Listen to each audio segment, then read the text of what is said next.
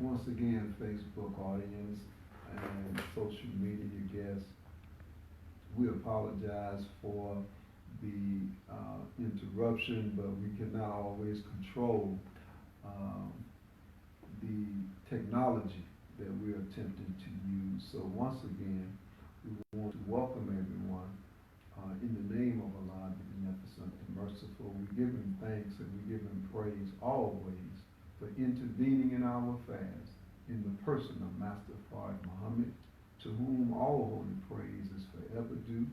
And we thank Him for His wise choice in raising up in our midst a divine leader, teacher, and guide in the person of the most honorable Elijah Muhammad.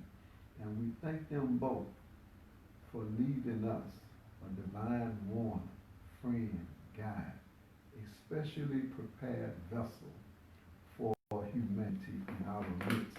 And I'm speaking of none other than the Honorable Minister Louis Farrakhan. It's in their names I greet the listening audience in the nation. Greeting words of peace. Assalamu alaikum. Alaikum salam, sir. As student coordinator Marvin stated, we apologize for the inconvenience. So we're going to get right to it. We are dealing with the psychology of a people. And the first question that we have for the brother is, why does a Muslim, especially a member of the Nation of Islam, after everything they say, whether they post it on social media, Facebook or Instagram, or say it verbally, or if they're giving some kind of praise, they always respond with all praises are due to Allah? Why is that, brother? Okay, my brother. Once again, as we mentioned, that we're born in debt. The Honorable Minister Louis Farrakhan teaches us that we are created and born in debt. Everything that we need as human beings have already been supplied for us by a benevolent and merciful and loving God. So the air we breathe, the water we drink, the sun, everything that we need, Almighty God Allah has already supplied all of our needs before bringing us onto the earth. So we are born in we're born in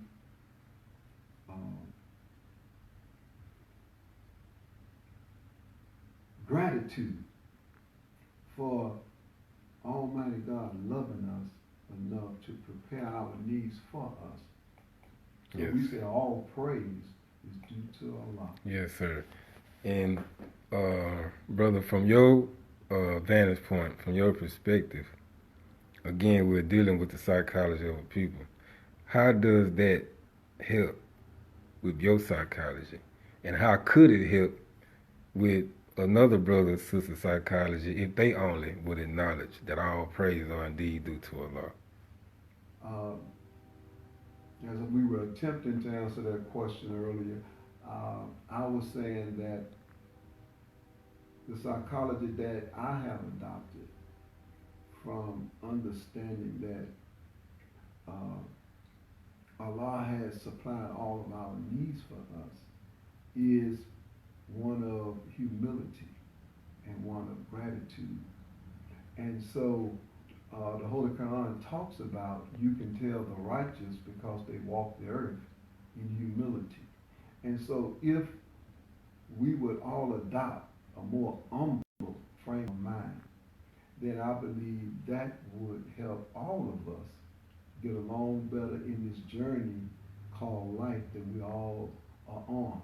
And so that's a part of the psychology that I have adopted and strive to adopt every day. One of humility and one of gratitude.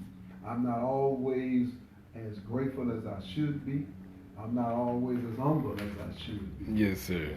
But that's the psychology and the direction that Almighty God Allah is guiding us toward.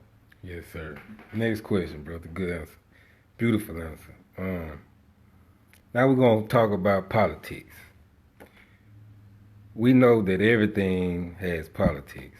You know, the Nation of Islam has politics. But when I say politics, I'm speaking of the American government, the system, right? And so it seems as though in most of the major cities, it's really black ran, so to speak. You have more black people sitting in those seats than white people, right? Right. So when it comes to the Nation of Islam and other organizations that speaks to, you know, black, you know, black power, it seems as though these politicians, these black politicians, they want us to come out and support them, right? Right. But when it comes to us and our efforts on trying to raise our people, they don't come out and support us. Again, we're dealing with the psychology of a people. So I wanted you to share, if you can, some of your experiences with politics, politicians specifically, black politicians, and why is that psychology the way it is? If you... Well, brother, you know, the Honorable Minister Louis Farrakhan teaches us, he said, politics without economics is simple without substance. And so many times, when we get into politics as black people, we are advancing someone else's agenda because we have not formulated a black agenda. See, we don't see ourselves as other ethnic groups see themselves. We're not the only minority group that exists in America. So when you look at the Koreans that are here, when you look at the Chinese that are here, when you look at the Indians from India that are here, the Japanese that are here, to name a few, then why don't we see them during election time out protesting to get out to vote? See, what we are looking at, brother, is the result of an enslaved mind. And our behavior has not changed since slavery.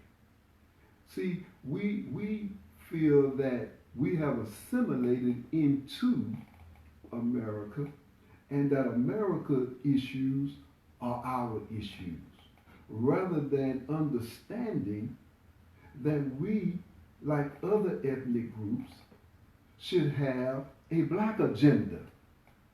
And then by creating a black agenda, then we can go into the political arena united and strong and have goals and objectives for our unique problems and situations that we've been facing for 400 years in America. So, in the latest Final Call newspaper, just came out this week, it has a article in here dealing with economic justice, black progress, and the Supreme Court. And look at what the article states that Dr. Martin Luther King said in 1968 when he was in Memphis for the garbage workers.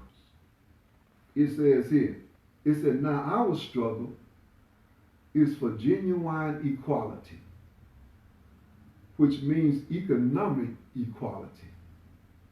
For we know that it isn't enough to integrate lunch counters What does it profit a man to be able to eat at an integrated lunch counter if he doesn't have enough money to buy a hamburger?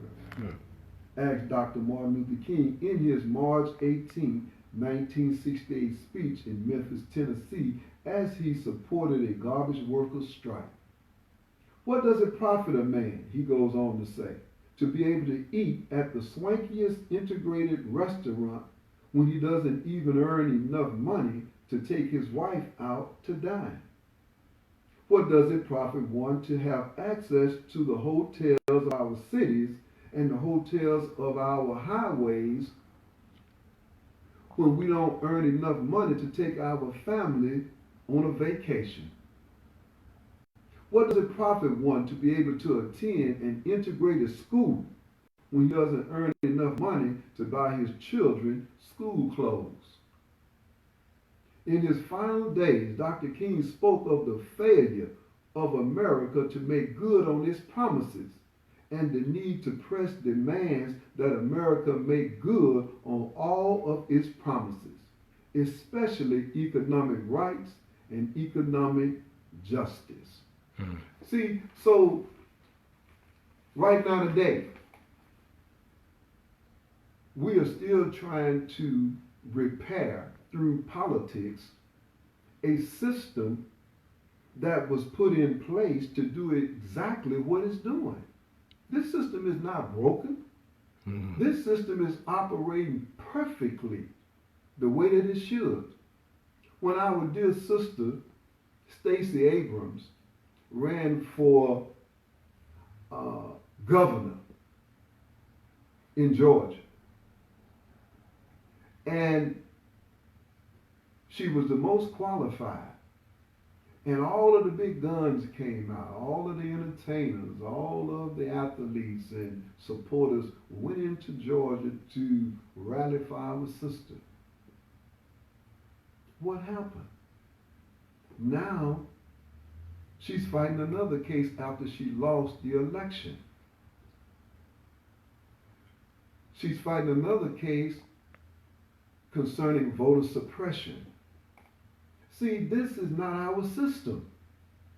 Even when we have the best qualified candidate, and even when we do everything by the book,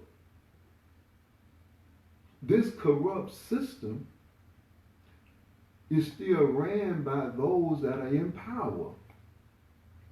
And so our sister now has been cheated out of an election that she should have won if the playing field was level and fair. So when are we going to realize, Brother Yasir, that we have to formulate, like any other ethnic group, our own national interests for us as a people? There's nothing wrong with that. It's common sense.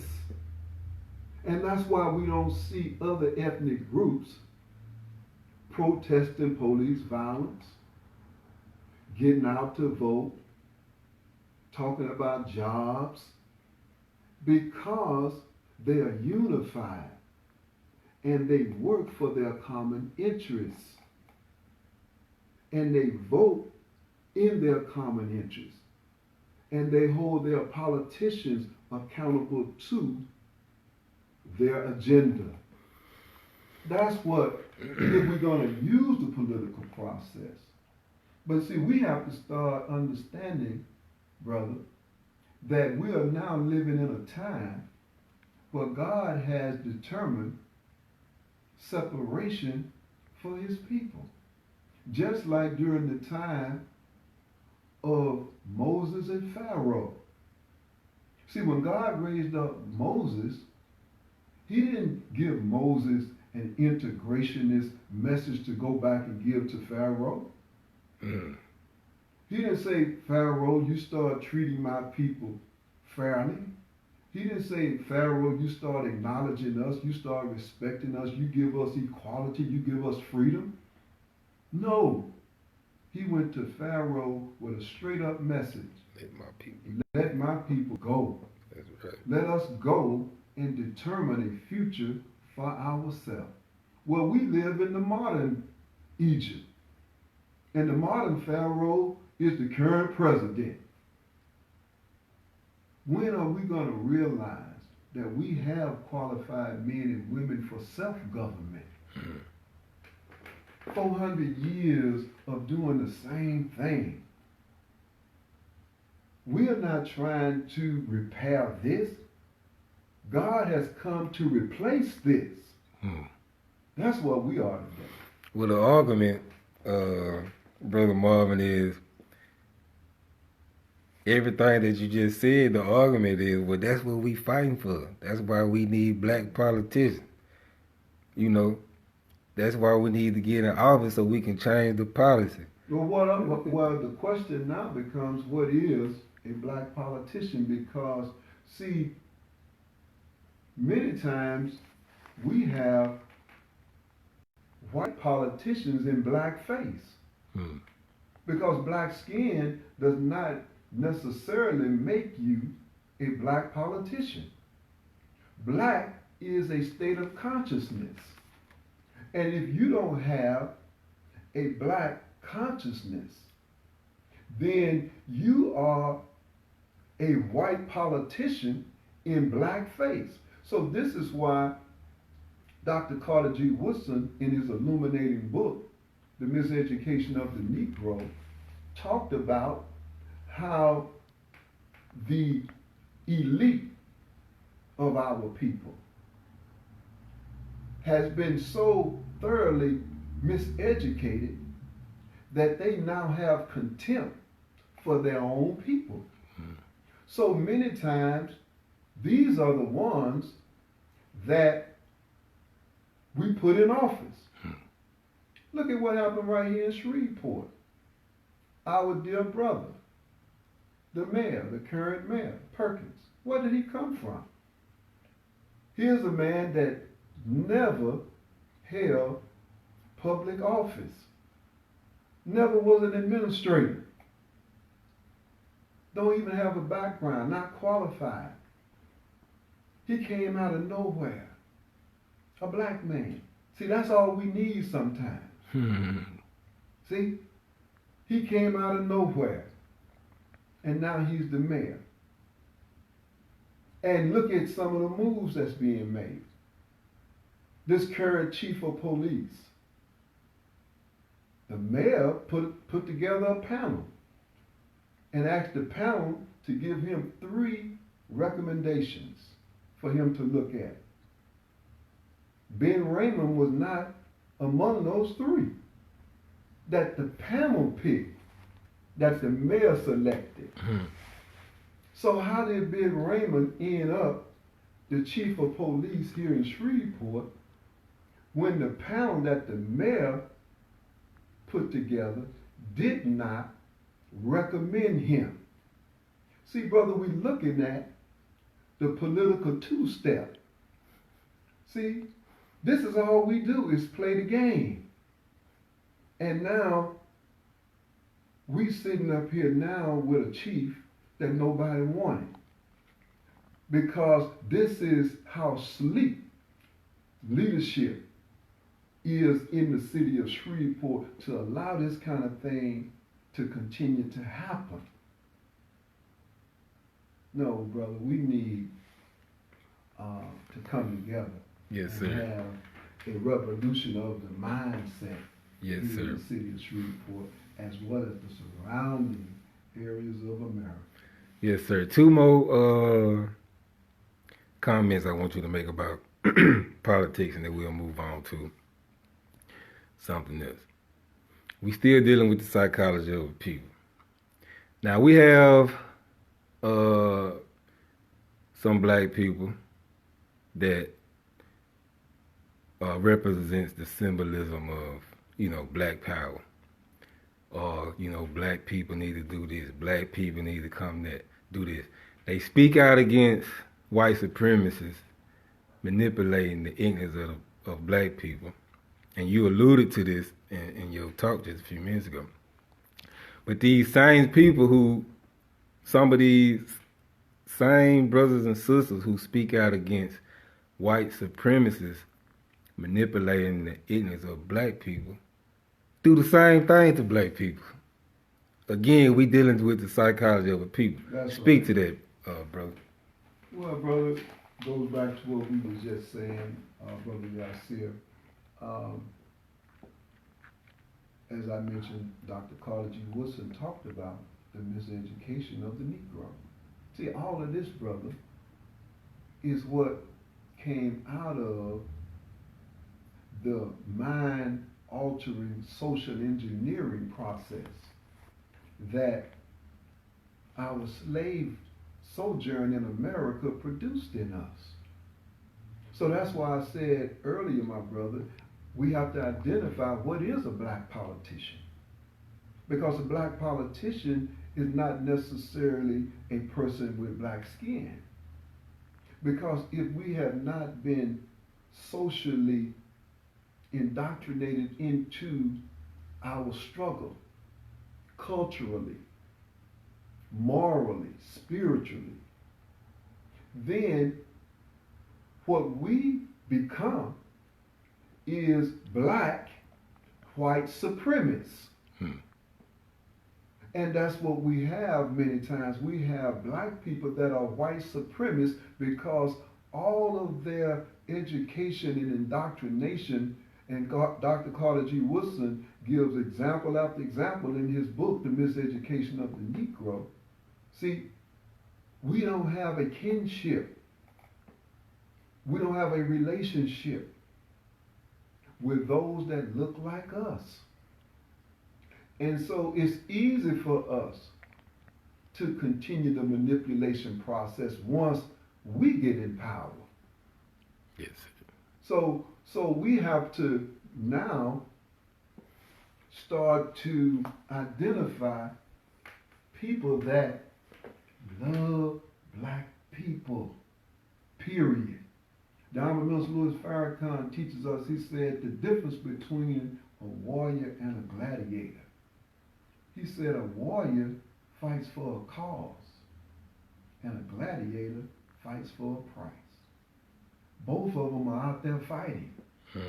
Both of them will look the same, but their motives are totally different. And that's what you have in our community. Very few of our people that stands before us really love black people. In fact, they don't even use the language love. You don't even hear the terminology love coming from many of our so-called leaders and politicians. We don't even talk about how we love our people.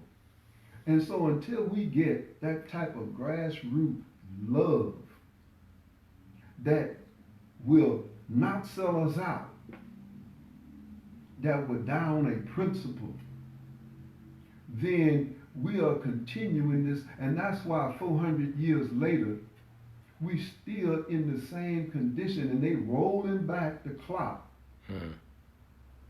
on us as we speak. How did we get a Donald Trump after having a Barack Obama?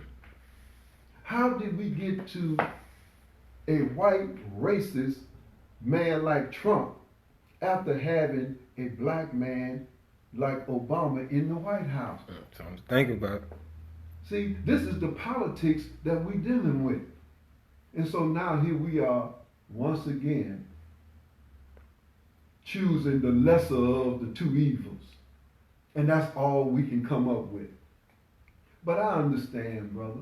You know, the Honorable Minister Louis Farrakhan, he teaches us, he said, God has already determined that it's time for the black man to separate. He said, but our people don't agree with God's judgment. So God is patient. Just like he was during the time of Sodom and Gomorrah, when he pronounced judgment on Sodom and Gomorrah, and then Almighty God allowed his servant to question him. Would you kill the righteous along with the wicked? So God entertained him and said, well, if you can find 50, I'll spare the whole nation for 50's sake. Couldn't find 50. Couldn't find 40. Couldn't find 30. Look how patient God was. See, God already knew, but he wanted his servant to agree with his decision. And that's the same thing that is happening in America. Now, I'm Minister Farrakhan in the latest paper, Raging Infernos, God is using the forces of nature to humble America. See, we don't want to believe that God has raised up the most honorable Elijah Muhammad and Minister Farrakhan as guides for us. We don't want to believe that. So God is patient with us. He said, okay, you don't believe in my judgment, then exhaust yourself. Keep protesting, keep voting, keep trying to repair this that is irreparable, and see what it gets you. See, we think that voting is going to correct 400 years of mistreatment and injustice rather than pooling our resources, coming together, uniting, and building a reality for ourselves. Yes, sir. Yes, sir. One more comment towards politics and politicians, and we're gonna move to our last question. That was heavy.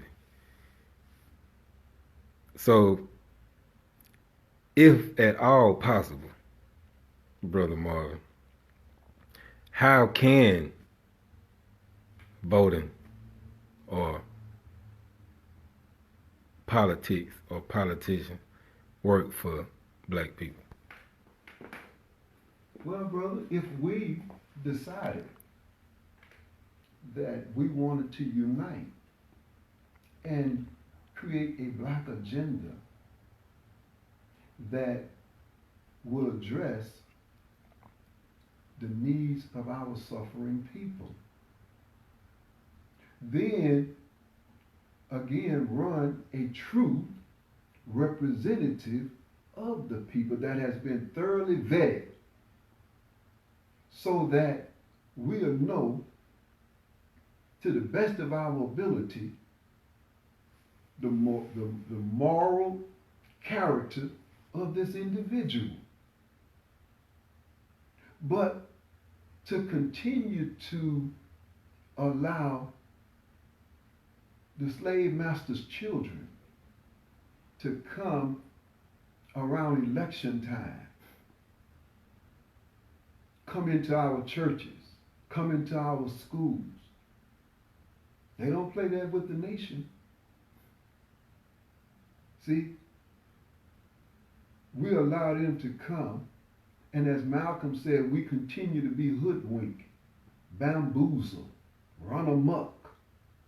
See, we continue to go for the okie doke every so many years. And this election, you got some pastors now out talking about get out to vote. Now look, brother, show me anywhere in Scripture where God raised a politician to lead and guide his people. It's almost blasphemous to say, and I would say personally it is blasphemous, to say that God called you. But Pastor, you said God called you, but you calling the politician. If God called you, you speak for God. You become the shepherd over the flock. Because you say God called you. A call is an anointing. You speak for God. But now you got pastors calling for politicians. See, where there is no vision, the people perish. But this comes out of this slave-making religion that was given to us for the last 400 years. It continues to make us, even though we say We represent God. But I need this politician to come up with solutions that God supposed to give to the man of God. And this is why in the Nation of Islam, when you see God's servant, the Honorable Minister Louis Farrakhan, see, he's guiding us toward true freedom and independence. This is why we are buying farmland.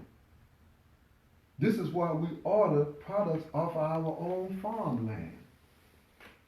See, we are in the beginning phase of, like Kunta Kinte, we are runaway slaves. We're trying to escape. We've all been enslaved, but it's time for us to run away. It's time for us to claim our own. So we setting up independent schools, Muhammad universities, where we are teaching our own babies, not sending them into the killing fields of America, where fights and violence and chaos break out on a daily basis. We are starting to separate ourselves from this madness, because this is going down while God is bringing his world up. Yes, sir. And that was you ran right into my next question, brother. And this is not me speaking. This is someone from the outside looking in. We still dealing with the psychology of the people, and through the teachings that we get, we understand the psychology of our people because we understand ourselves. We know where we come from, so therefore it gives us a perspective of how our people thinking. So, okay, brother Marvin, you say politics not working. You say vote not working. Then what is the Nation of Islam doing? What kind of program do the nation have to help our people? Well, as you just mentioned, brother, I alluded to it. Yes, sir. But I will reiterate. Yes, sir. I will be glad to. Yes, sir. Because once again, just like yourself, see, young brother coming through the door, now you are an entrepreneur. See, these teachings are starting to free us, brother, by degrees. See, we are marching toward our freedom. So this is why we pool our resources and buy farmland. We have farmland in Atlanta, over 1,600 acres. We have farmland in Michigan. And since you've been here, you've been able to see products come in off of our farmland that we as believers are purchasing. We are producing and purchasing our own products. Yes, sir. See, we're setting up schools. We're setting up our own institutions. Our sisters have a international sewing class set up where they are learning how to sew. But not only that, they're learning how to build sewing machines. And they're learning how to repair their own sewing machines to keep the money in-house. They're learning how to make their own garments now. Soon, the vision is we'll be producing clothes for men, women, children, our babies. All of this is coming out of the vision and the guidance of the Most Honorable Elijah Muhammad and the Honorable Minister Louis Farrakhan for a people whose time of deliverance have come. So entrepreneurship. See, we're in the black people business. That doesn't exclude us from working with other groups. That's right. In fact, it makes us more effective. That's right. Because when you are united, then other people respect you. That's right. So this is for all of us. This is for all of us. This is a working model that can be used for the greater good of Black America. Look, brothers, let's just look at sports for just a second. Yes, sir. Man, you mean to tell me we got LeBron, we got Steph, we got Harden, we got Westbrook, we got all these superstars that keep the NBA going strong, making billions and billions of dollars for white owners and producers in television and media. You mean to tell me if those brothers had the right idea to formulate their own league? See, but we don't even think like that, brother. We so satisfied with being high-paid slaves in another man's market, in another man's game, that we don't even think. We got the millions now, so we could pool our resources and start our own league. What's wrong with that? Doing for self. Create our own reality. So these are some of the things that the Nation of Islam has always promoted. Yes, sir. And can I bear witness before we close out, Please, brother? Please. As the brother said, I came through, and with these teachings, I became a business owner, applying these teachings. But most importantly, my moral character is becoming intact. Now, I'm not saying that I'm perfect, but these teachings, the program is, with the FOY, we are disciplined enough to understand if we can stand on the corner and sell dope, we can stand on the corner and sell this Final Call newspaper. That's right. Or promote this Final Call newspaper to our people.